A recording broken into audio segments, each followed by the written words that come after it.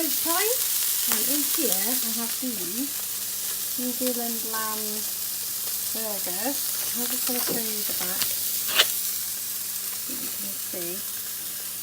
They're onion, water, parsley, mint, salt, garlic puree, black pepper and a preservative. So these have got no flour in or anything. I do them in my butter pan, let them cook all the way through, and then I'm going to try a couple of jumbo eggs. These are massive. I get these from the sandwich market, they're huge. So I'm going to have these to go with my burgers. So I'll probably serve them on top. And then in here I've just got sparkling water with 2 tablespoons of apple cider vinegar. And then because I was in Waitrose, I have my free Americano coffee. So that's what I'm having tonight. So yeah, Waitrose is always worth a look because these were not expensive, and they also do their own range of meatballs in the essential range. And again, they've got no flours, grains, nothing in them. They are literally just beef, onion, pepper, salt, etc. And they're good to have as well. So it's definitely worth checking them out because I'm always finding little things in there, and they do quite a lot of 3 for $10 deals as well. And like I said, these weren't very expensive. I think they were like £3.50 for a pack, and that lasts me a little while. I don't always have them for lunch, you can have them for dinner as well. But because I'm horse riding later, I want to make sure I have plenty of fat on board. So yeah, yummy in my tummy. Oh, look at that, double yolk. My burgers are nearly cooked, and I use the fat from the burgers to do the eggs in. It's in the extra flavour, but look at that, double yolk. I've never had a double yolk in my entire life. It's supposed to be lucky, I suppose. Hey! So, second meal of the day is I'm making a fathead pizza. So this is the dough.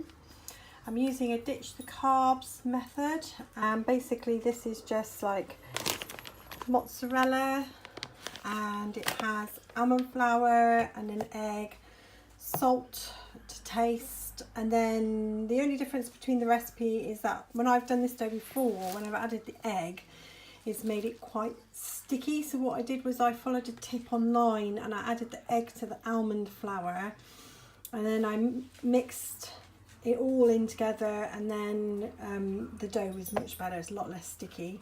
And then you just need to let it cool down. You can chill it for 10 minutes before you handle it. And then I've just got to roll this between 2 layers of parchment paper, so I shall show what that looks like when I've done that.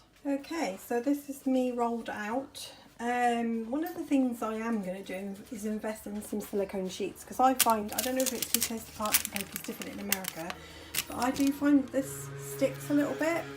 So I'm going to get some decent stuff to make it easier in the future. I've got it on a pizza tray at the moment, and then I'm just going to do what they suggest, which is they say to put little holes with a fork, which they do. All the ones I see online, they've got these little fork things going on, so do that. And then this is going to go into my oven for approximately 10 to 15 minutes. I've got a fan assisted oven, and I do find that it does it quite quickly. The other thing I did as well is that, you know, you do get a bit of a rough line sometimes, so I just literally went around the edges, tidied it up a little bit. It's quite relatively big, it's enough for 2 people. So yeah, so that's got to go in for 15 minutes, although like I said, you need to gauge it, it's going to be about 10 to 15 minutes. So this is my generic salad I make. So this is like a classic salad that I will make each time. I've worked out the quantities because I've got MyFitnessPal, and that's how I log all my macros. And so what I've done is that I count out what I have in each bit. So like there's 10 plum tomatoes, they're baby plums, which I cut in half, and then about half a cupful of cucumber, and then there's 10 of each olive, so 10 black, 10 green, which I halve, and then 50 grams of feta cheese. And then I use this brand quite a lot because they're always on offer, and they do a mixed one, and they also do a summer mix as well. So I use a whole bag, As you can see, this is this one in here, so it's like a whole bag has gone in there. I quite like the summer mix because it's got like spinach and all sorts of baby leaves and rocket and all sorts in it. I really like that. So all of this goes into the salad, into the salad bowl, and then I don't put this into the salad straight away because I like to make sure that me and hubby get the right amount of fats. So what I do, instead of adding this to the salad, I will slice it and add it on top of each plate of food so that we get the exact right amount. And then the dressing that I use is I use a really nice Spanish extra virgin olive oil. So I do 2 tablespoons of that, and then whatever vinegar I fancy, because sometimes we'll use like an apple cider vinegar, and sometimes we'll use sherry vinegar or balsamic vinegar, and I do a tablespoon of that with salt and pepper. So that is just like a really simple Greek salad. You know, sometimes we might add pepper to it, like a bell pepper, just really depends, but that is what my generic salad usually looks like. So I have this set up as a recipe in my Fitness Pal, which is why I always stick to the quantities, because then I know that when I'm logging it as a recipe on my Fitness Pal that I'm having the same thing each time. So yeah, that's simple, very, very simple, easy to do. All right. So all I've done here is that the base has baked. I baked it for about 12 minutes, I suppose, and then I've turned it over so that the baked crusty bit on the top is on the bottom, which gives your pizza the firm base that it needs. And then I've just put puree on it, and then now I'm just going to put mozzarella in. So just add mozzarella all over the top, and I count this whole packet in my macros because, well, half a packet, because obviously me and my hubby are going to share this pizza. So this goes to my macros, and so yeah, put all of what's left from doing the recipe on top of the pizza. I find it's the perfect amount, so that's that. Then you can see here I've added a pack of pepperoni. I got this pack of 12 in Sainsbury's. Now this looks like it covers the whole pizza, but actually when this cooks these shrink back and reveals the cheese underneath. And then what I do is I add a little bit of Italian seasoning, just carefully, not the easiest thing to do. A bit of Italian seasoning on the top, and that's it. It's going to go in the oven now for about 10 to 15 minutes. So there you go, folks. Fathead pizza, pepperoni pizza, and a salad.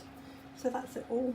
We have 2 pieces each. You could split these into 4 pieces if you wanted to, but we always count the macros for these, and it's always well within our macros, so why not enjoy if you can. And as you can see, I've added the avocado on the top just to make sure we're getting the full macros, fat, and all the yummy, yummy, yummy goodness of our keto dinner. And you can see we have quite a lot of salad, but this is the only carb heavy real meal of the day that I have, because at lunchtime I try and keep it carb zero. So yeah, there you go. Yummy, yummy. Who says that you can't have yumminess on a diet? Riding along the Stanleys, isn't this pretty? How pretty this is. We're taking a longer route today. It's on our Runtastic. He's been doing really well, ain't he, dude? See, I got my Western Rain hold, so he decides to try and go off with me. I've got hold of each rein individually so I can steer with both fingers. Horses in here, which obviously he's going to look at. So, beautiful, isn't it, Spirit? Beautiful, isn't it? Yeah. It's doing really well. So he's remembered all the things I've taught him about his steering with his reins, so I can bring him over with one hand if I have to. Not that I want to, because obviously steer with both hands, but you know, for filming purposes I need to be able to sometimes hold with one hand safely and have full control. So I'm just going to have a look at the horsey now. There's a horsey. Yeah. Beautiful. Beautiful countryside. Aren't we, dude?